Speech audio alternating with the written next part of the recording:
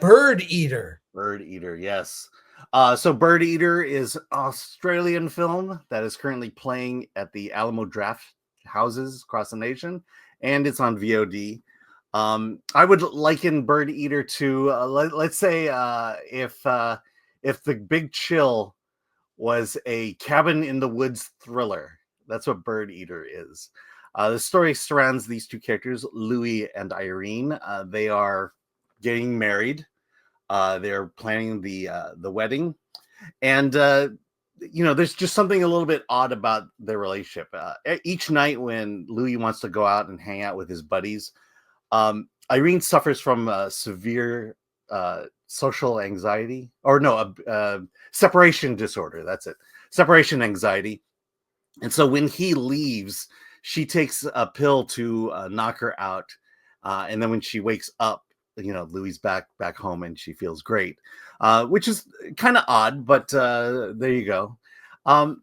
So they're about to get married, and Louis decides that, or Louis' friends decide that it's time for a bucks party. Do you know what a bucks party is? I don't know what a bucks party is. Yeah, so a buck is basically a stag, so it's a stag party. It's the bachelor party. Makes sense. And so they're going to go off into the cabin in the woods to have this bucks party. And because of Irene's situation, her separation anxiety, because he's been gone for a couple of days, Louis decides, we'll bring Irene along to the bachelor party. Another guy has a fiance, and so they can be together. And what happens? So he's out with his best mates from high school, and not much has changed in terms of their maturity. And so this becomes a wild frat boy type weekend, topped off by some top quality ketamine.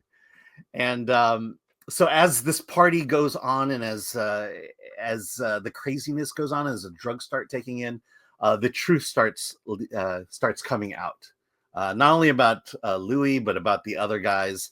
And this truth just begins to kind of infect the way they view each other, and I should just stop it there because it just gets crazy at the end.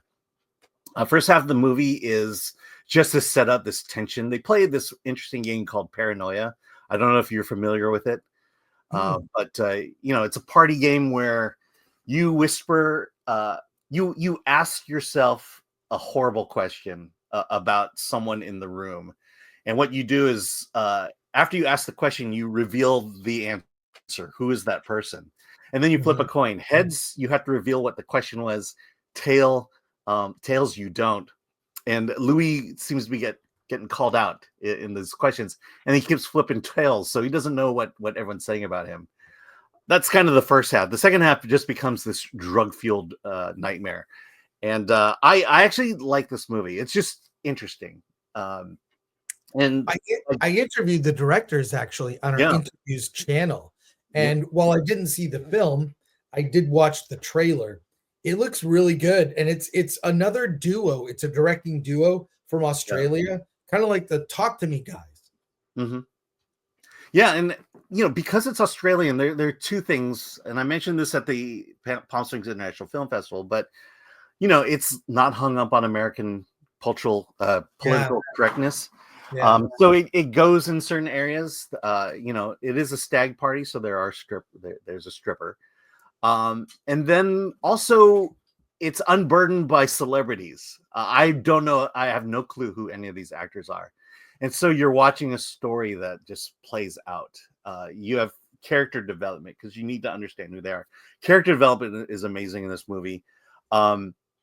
And because there's no one, it's not like, oh, well, George Clooney is about to take ketamine. How's that going to work out? No, it's just, you just get to enjoy a film for a story's sake. And that's what that's what I like about indies too, is unknown actors. Mm-hmm. There's no preconceived notion about who they are. If it's Brad Pitt or whatever, or certain actors, you go, well, this actor's not going to do that. Nicole Kidman's not going to get naked, although, in her recent movie Baby Girl, she does get naked, so not bad. But No, well, that's good. So you recommend Birdeater?